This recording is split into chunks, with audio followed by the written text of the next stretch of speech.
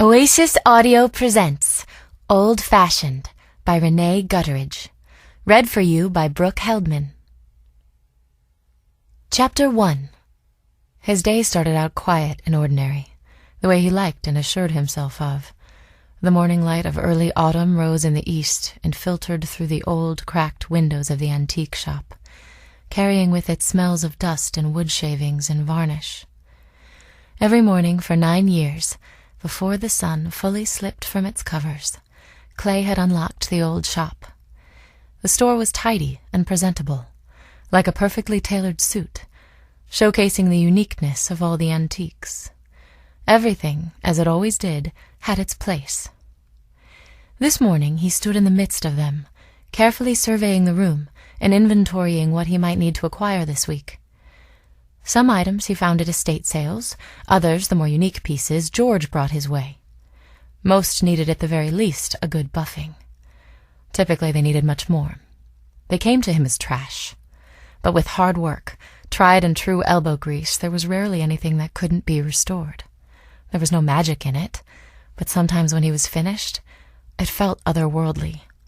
A piece would arrive at his doorstep hopeless and pathetic, and leave him one day treasured and beautiful. Wax did wonders, so did sandpaper and paint. But the truth was, not everything could be fixed. It was this early part of the morning that he loved so much, before the busyness of the day began. At the back part of the shop, through the swinging doors, was his little slice of heaven, where the smell of sawdust stirred in him a delight he'd never been able to fully explain to another soul. Clay set his keys and coffee mug aside, keeping the front lights off because Mrs. Hartnett had a bad habit of dropping by before the crack of dawn if she saw a light on. He knelt beside the small rocker he'd been working on the last several days.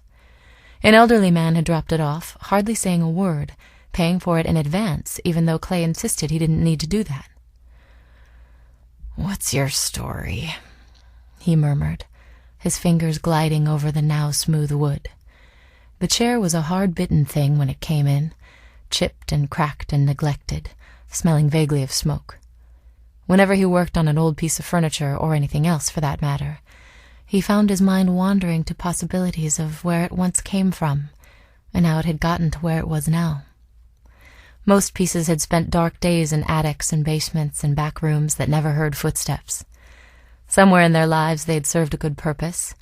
The lucky ones stayed in the house, but sat invisibly in a corner or by a couch, an annoying place to have to dust, a thorn in the side of someone who wished it could be thrown away, except for the guilt attached because it belonged to a great-grandmother who'd spent her very last pennies to acquire it, or some such story. Yesterday he'd cut and whittled the rocker's new back pieces, and today he would stain them. Clay grabbed the sandpaper and walked to the table saw where the slats waited, lined up like soldiers. As he ran the sandpaper across the wood, he could practically hear the creak of the rocker and the laughter of delighted children in another century. He sighed, rolled up his sleeves, and sanded more quickly. Sometimes he thought he'd been born in the wrong century. There was hardly a kid today who would care about sitting in a rocker on the edge of a porch and watching a spring storm blow in.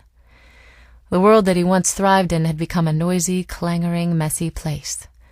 But here in the shop, with sawdust spilling through shafts of dusty light, he found his peace. The sandpaper soon needed replacing, so he went to the corner of the room where he kept his supplies and reached for a new package. Then he snapped his wrist back at the sudden and sharp pain in his hand. It hurt like a snake had bitten him. Blood dripped steadily from the top of his hand, and he cupped his other hand beneath, trying to catch the droplets. Clay searched the corner, trying to figure out what had snagged him. There, on the old wooden gate he'd found in an abandoned field, barbed wire. The backside of the gate was wrapped in it when he'd found it, and he hadn't had time to cut it off yet. He looked at the wound as he walked to the sink. It was bleeding so fast that it was actually seeping through his fingers, dripping on the floor. What a mess. He ran it under the water. It was more of a puncture wound, but mightier than it looked. The blood poured, mixing with the water, and it didn't want to stop even for the phone. The shrill ring cut through the still air, coming from the rotary phone he had mounted on the wall next to the sink. Keeping his wounded hand under running water, he answered it. "Old-fashioned antiques." "It's me." "Lisa, hi. I know, busy, as you always are. Why don't you answer your cell? Do you even carry it with you? Don't you text? People need to get a hold of you sometimes, you know. What if it's an emergency? What about that kind aunt of yours? She finds me through the postal service. Anyway, I need to drop off the stuff for the thing. Okay.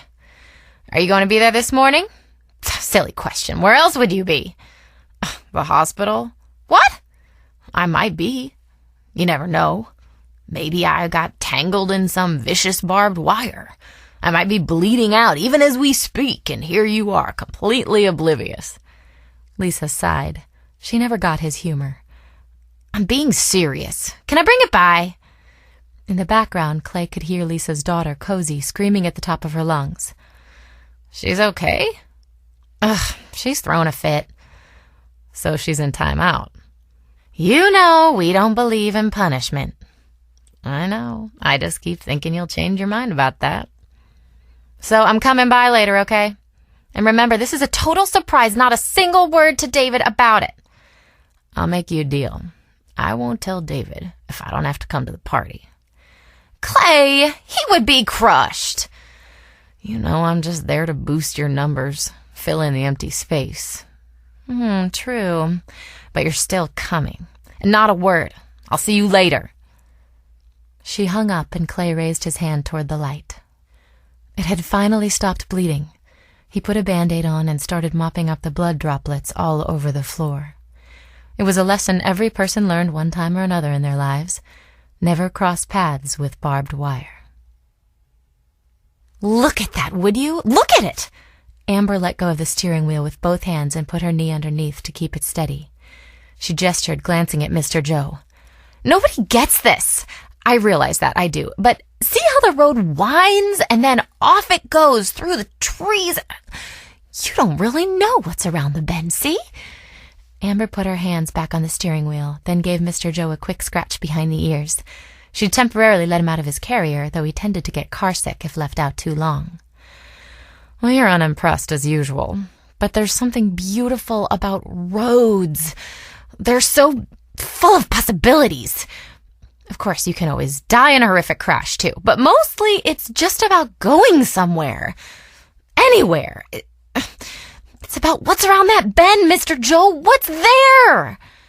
Amber's Jeep whizzed around the curve, clearing the trees as the road straightened. Her windows were down, the wind tearing through her hair so fiercely that it was going to take a good hour to comb it out. But she didn't care. She turned the music up. Lovely Day was on the radio, and she nudged her cat like he might sing along with her. Then she saw it. Whoa! She slowed and craned her neck out the window for a better view. Mr. Joe, look at that! Large stone buildings seemed to rise right out of the earth, sprawled across several acres. White concrete sidewalks disappeared into rolling hills, and hazy light illuminated the branches of all the trees, like a scene out of some kind of fairy tale. The entrance read Boulevard University, but it looked like medieval England. She leaned toward Mr. Joe and gave him a wink. Apparently we've stumbled across Camelot. I told you I knew what I was doing when we hung a left back there. Mr. Joe meowed in agreement. As she drove on, Amber squeezed the fingers on her right hand. Her wrist was starting to throb, probably due to the cast more than the injury. It should have healed up fine by now. On the top of the cast was Misty's name, scrawled in red with little hearts. She focused her attention back on the road. She couldn't spend emotional energy missing those friends left behind. But as she passed Camelot, she had to admit, it was almost hard not to glance in the rearview mirror. Still, she had to be resolved to press forward, find whatever was around the bend. She kissed Misty's name and left it at that. This was beautiful country, and having spent much of her life on the road, she knew it when she saw it. Amber gazed at the trees. Some of the leaves were starting to turn that fiery red color she loved so much. Soon a cool wind would sift through them, lifting them into the air and then cradling them to the ground. Ahead, a sign said, "Welcome to Tuscarawas County." How did you even pronounce that? The speed limit indicated she could be going much slower, so she let off the gas. The last thing she needed was a ticket, and small college towns were notorious for planting police officers everywhere. It was probably how they made half their annual budget. Past the university by only a mile was the beginning of the town attached to it. It looked like something out of a Norman Rockwell painting.